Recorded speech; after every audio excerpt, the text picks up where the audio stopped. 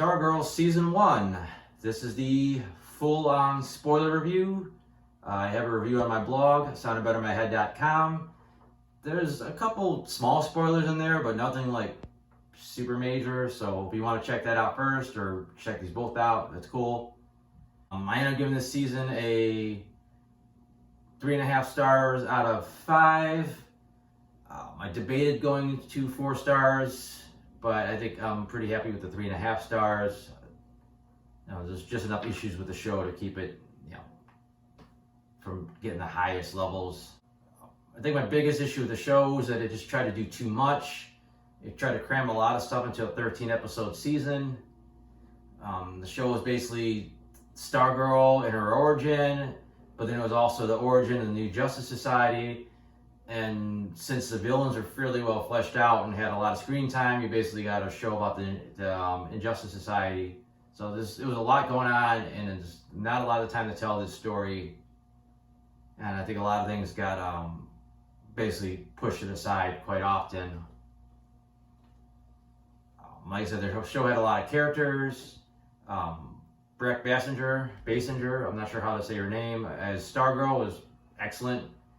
I know I believe the actress is actually in her 20s, but she did a really good job of, you felt like you were watching a girl in high school going through some major upheavals in her life. She's got the stepdad she's got to deal with, and then they move to a new town, and you roll into the whole superhero shenanigans. Plus, dealing with a stepbrother, and I thought she just did a really good job of feeling like this young girl that's got so much going on, and just the way she dealt with everything, and the highs and the lows. Then you had Luke Wilson, that was another big standout. He played Pat Dugan, aka Stripesy, aka Stripe. Also, really just a gem for this season. He's just got this kind of cool, laid-back demeanor, and he kind of seems like a little bit of a goofball, but then you also see that this character's been through a lot of shit, and he's seen some stuff. He's been in a lot of been around a lot of different superheroes. Now he's just really good at being observant about what's going on around him, and a lot of stuff that he catches on to characters in similar superhero shows, it just goes right over the head, and it takes them 5 more episodes for they realize what the audience knows. For example, when Pat meets Rick, he very quickly put pieces together that, this has got to be our man's kid. And, he looks into it, and he's, basically confirms it pretty quickly. I think a lot of the characters wouldn't even, thought much about it. As far as his action, the Stripe suit looked decent in animation. It's basically CGI. It never once felt he was really driving this thing. Just looked like the gears and things that he's turning inside there didn't seem like they were actually outrating the armor the way that he was doing it. I just could never buy it. We actually didn't get a ton of him in the suit, so for better or for worse. As far as the rest of the characters, I thought the family dynamic was actually pretty strong, especially by the end of the season. The little brother Mike was a little obnoxious sometimes. He gave me a bad vibe with some of the old school, like 90s, brother characters. Like this, it seemed almost like a little bit of a throwback character for some reason. But I think ultimately he worked. As far as the new JSA, they all got pretty strong introductions. You get into their backstory and like why they all need kind of a redemption arc, and then they really don't get a lot to do. You barely ever see them in the costumes. They don't really do any training. They pop up here and there. I don't know. They just don't get a lot to do, and then they're there in the finale. I was a little bit disappointed that if you're going to set them up as a new JSA this early on, that you didn't do much with them. I honestly think they might have been better off saving this for season 2. Maybe Courtney does her thing. You hint that these characters might end up being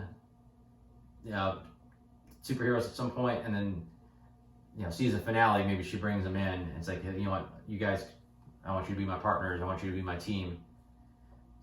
Speaking of teams, you also got the whole Injustice Society. I thought it was a good blend of having characters that were decently fleshed out. You know, they weren't just pure evil. And then you had characters that kind of were, but they were kind of quirky enough and fun to watch that it worked out pretty well. Like the Icicle and Brainwave had solid backstories. I thought Sportsmaster and Tigress, especially Sportsmaster, were fun to watch in combat. And there were even the civilian guys, they were kind of out there, and it made it, they were interesting. I liked when they were on screen. Even like I said, you had a lot of villains, but there was just enough screen time for most of them for all the work. But then you start getting to the villains' kids, which I really felt like the show was setting up legacies, like new heroes take over for the old Justice Society, and then they were going to set up for maybe the kids to all become the new Injustice Society, but really didn't go that way. Brainwave Jr. gets killed off. Shiv, I don't know, she's just like a loose cannon. Icicle's kid was like a major thing. It was setting up that he's trying to date Courtney. Then they were supposed to go to the dance and nothing ever happened. And he saw her one more time, and then he just, don't see him again. But they were setting up the Wizard's kid. I thought maybe he would potentially be something, but they killed him off almost immediately. They almost did nothing with Artemis. She had some potential as some kind of badass down the road, and then you barely saw her. She was just usually in the background doing some football stuff. And another problem with the villains is their master plan was very slow to materialize. You knew they were up to something. You were told they were dangerous. We seen them take out the JSA and pretty much kill everybody in the opening flashback. But you don't know what they're up to. You're assuming it's bad, and it just takes so long before you finally see what they're trying to do. And even then, it's still kind of vague until pretty much, I think, the second to last episode, they finally lay out what their plan is. And initially, it's not even that bad of a plan. And then they put the twist, okay, a lot of people are going to die. As I said, so basically the only other thing carrying the season is Courtney's origin story, which is fine for what it is, but then she has to give some of her time up to the new GSA, which they don't really make the best of their time. What's fun about superhero origins, you see these characters, they get these abilities or whatever it is, and then they start getting better, and maybe they get their ass handed to them a couple times, and they train, they get better. It's cool watching them go from rookie to having some skill. And it seemed like Courtney's kind of jumped a lot. Like she get beat up, and the next time you see her without really any training sequences, you see suddenly she's like 10 times better, and then she's even better, and next thing you know, she's pretty much taking out the ISA almost by herself. It was just too much of a jump sometimes. Also want to say it's a good looking show. I like the small town settings, kind of sets it apart from a lot of the other superhero stuff going on. The special effects were very good for TV. Like I said, Stripe usually looked pretty good. Solomon Grundy looked not great, but he looked pretty good. Some of the other special effects look solid. I'm definitely worried that since the show was basically on the DC Universe streaming channel's budget, what's going to happen when it goes to the CW budget next season? Is it just going to look like another show like The Flash, another Arrowverse show? Is it still going to keep some, those higher quality effects? I have a ton to say about this show and this season. I'll go through my notes, see what jumps out at me that's worth mentioning. A lot of little cool nods to classic DC stuff, like the action movers that moved their stuff in the beginning. That basically was the Action Comics logo. They had files that said JSA Classified, but there was a book that used to be called JSA Classified. Just a lot of nice little nods to classic DC stuff. Did not like after this big dramatic battle where the Justice Society is wiped out. Starman's dying words are basically a little comedy bit about, Pat, anybody but you can carry on his legacy. And I thought that was just corny. I know they're trying to set up some lightheartedness that the show was going to have later, but wasn't super impressed with the JSA headquarters. It was fine. It looked a little cheap, I guess, or just generic. It'd be nice if next season maybe they set that up as a base for the characters, but I guess we'll see what they do. Thought it was a funny bit that when Yolanda gets the new Wildcat gear, which is a little bit of the rip off of the Black Panther armor suit, whatever you want to call it, from the Marvel films. But I like that they basically went on Wikipedia and looked up Wildcat. I thought that was a funny little touch. I wish we knew a little bit better about the fiddler and his wife being the new fiddler, because her just kind of randomly showing up and playing the violin never really gave you a good idea what the hell was going on. You know, they had one sequence where she kind of brainwashed some guys, but it was kind of vague, and we really didn't see it again.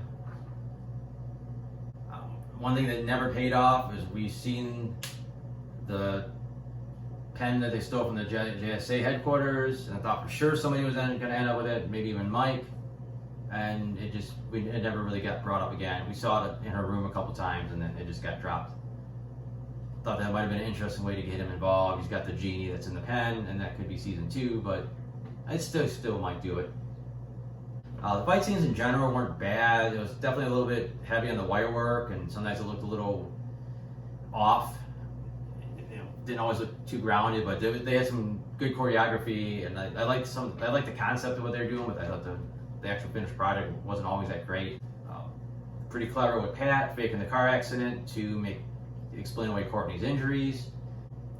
I really dug Courtney catching Icicle picking up a scalding hot dish and not even noticing, and not only her realizing pretty quickly who he was, but Pat, figuring out pretty quickly. Again, using that situation, the dad would be, "Oh, you're just imagining things," but he got on board almost immediately, which, like I said, one of the things I like about his character.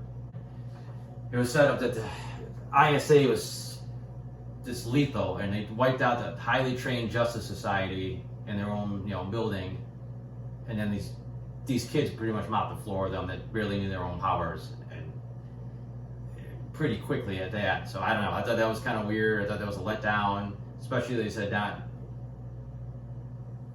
saying, okay, the kids are going to want revenge for their parents, and then all the ISA's kids take a step to the plate. But that's about it. Probably went on longer than I wanted to. Again, I got some other reviews on my blog, soundedbetteratmyhead.com. I got my comic strips up there. Series finale of Agents of S.H.I.E.L.D. this week. Hopefully I'll have something up by the weekend. And thanks for watching.